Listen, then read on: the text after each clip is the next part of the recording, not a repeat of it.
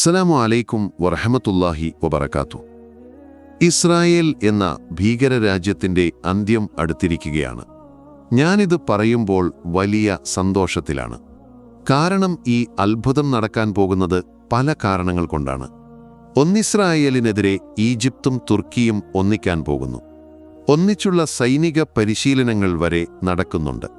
തുർക്കി വഴി ഇറാനെയും കൂടി കൂട്ടിച്ചേർക്കുകയാണ്. ഈജിപ്ത്, തുർക്കി, ഇറാൻ എന്നിവയുടെ ശക്തമായ ആക്രമണമായിരിക്കും ഇസ്രായേലിന് ഇനി വരാൻ പോകുന്നത്.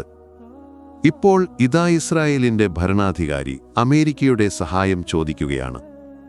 ട്രംപിനോട് എത്രയും പെട്ടെന്ന് ഈജിപ്തിന്റെ ആക്രമണത്തിൽ നിന്ന് രക്ഷിക്കണം എന്ന് പറഞ്ഞിരിക്കുന്നു.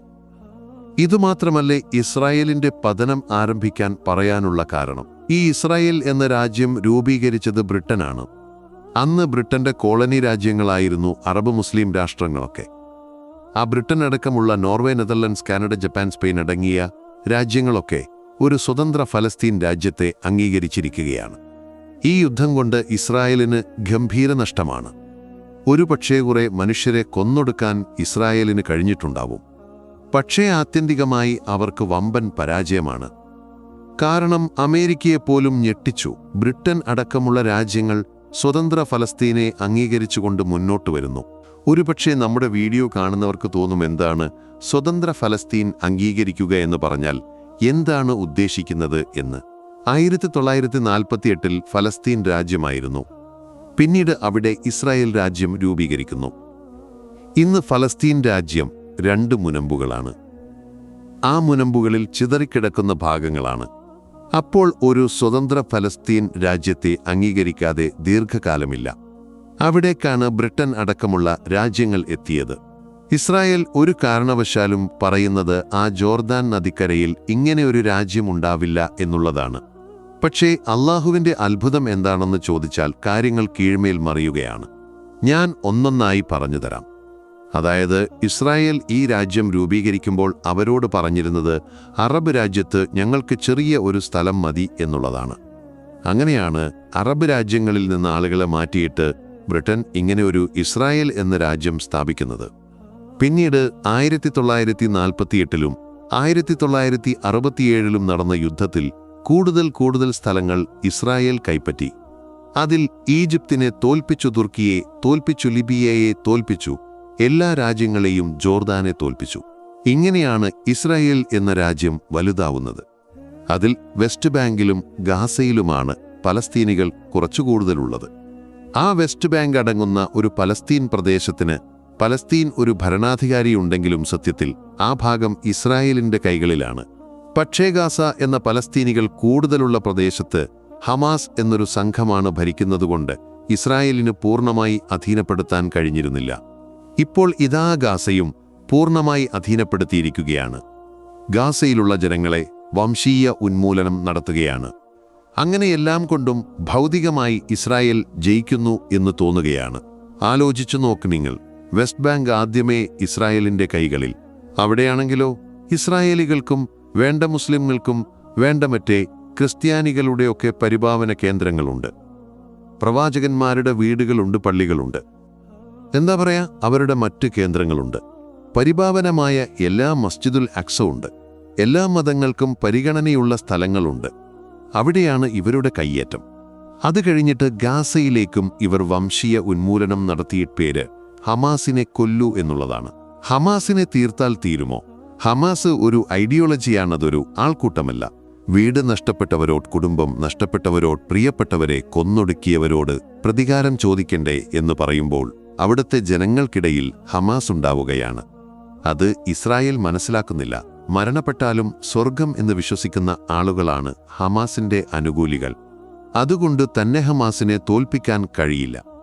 ഇസ്രായേൽ അവിടെ വംശീയ ഉന്മൂലനം, അങ്ങനെയെല്ലാം കൊണ്ടും ഭൗതികമായി ഇസ്രായേൽ ജയിക്കുന്നു എന്ന് തോന്നുമ്പോഴാണ് അള്ളാഹുവിൻ്റെ കനത്ത പ്രഹരം.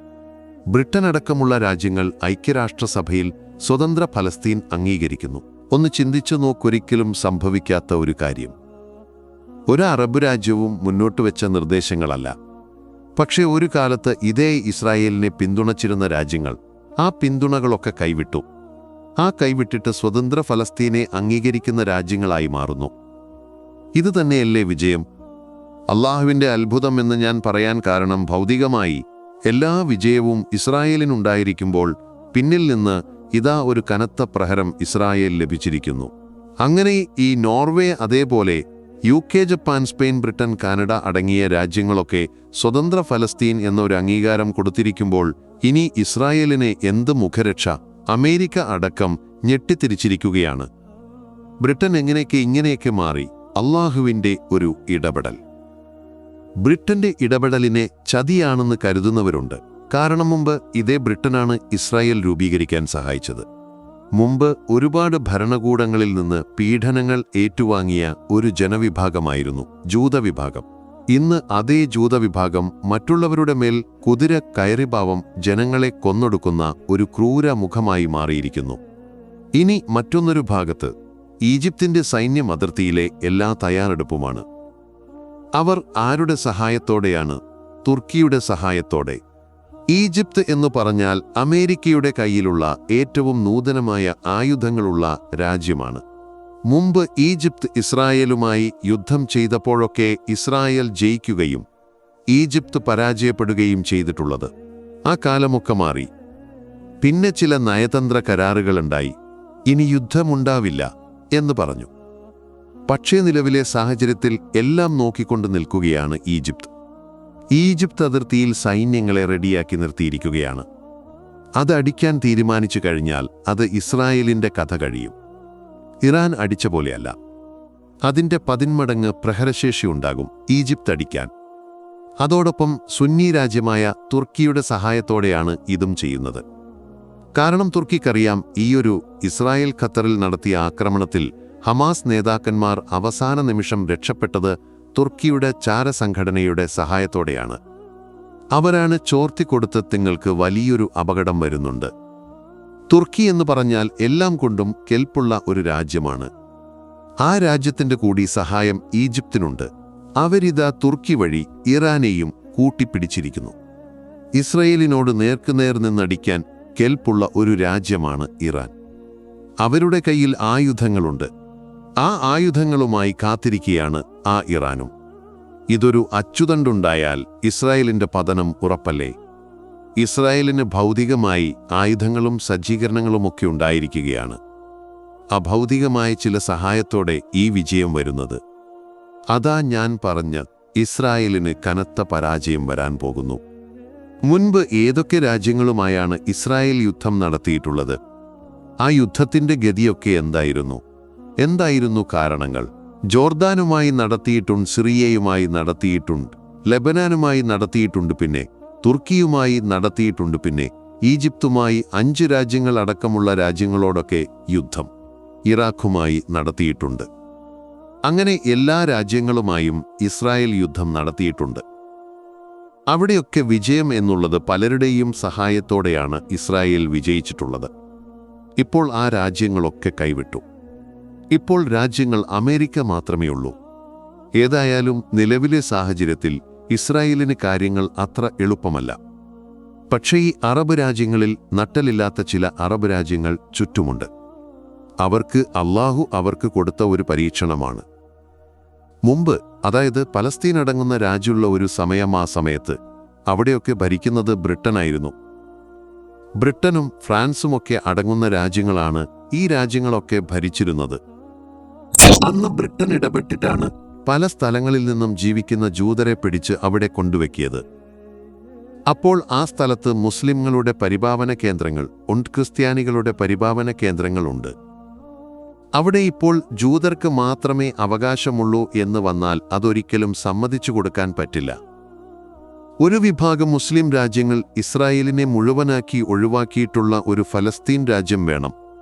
അതും അംഗീകരിച്ചു കൊടുക്കാൻ പറ്റില്ല. ഈ യാഥാർത്ഥ്യത്തെ ഉൾക്കൊള്ളാൻ ഒരു കൃത്യമായ സമാധാനത്തിന്റെ വക്താക്കളാണ് ജൂതർ എന്നാണ് അവർ അവകാശപ്പെടുന്നത്. മുസ്ലിങ്ങളും അതാണ് അവകാശപ്പെടുന്നത്. പക്ഷേ ഇരു വിഭാഗത്തിനിടയിലും ഒരൽപ്പം പോലും സമാധാനമില്ല. ഈ ഒരു യുദ്ധത്തിന്റെ ചരിത്രം, ഇതിന്റെ വംശവെറിയുടെ ചരിത്രങ്ങൾ എടുത്തു നോക്കിയാൽ ബൈബിളിന് മുൻപുള്ള കാലഘട്ടത്തിലേക്ക് എത്തേണ്ടി വരും. ഏതായാലും ഞാൻ പറയുന്നു, ഇസ്രായേലിന് കനത്ത പരാജയമാണ് യുദ്ധത്തിലൂടെ വരാൻ പോകുന്നത്. പ്രത്യക്ഷത്തിൽ നമ്മൾ നോക്കുമ്പോൾ ഇസ്രായേൽ ജയിക്കുന്നത് പോലെ തോന്നും. പക്ഷേ അങ്ങനെയല്ല, കനത്ത പരാജയമായിരിക്കും. ഇൻഷാ അല്ലാ നമ്മുടെ കണ്ണുകൊണ്ട് അത് കാണാനുള്ള ഒരു തൗഫീഖ് ഉണ്ടാകട്ടെ. ആമീൻ.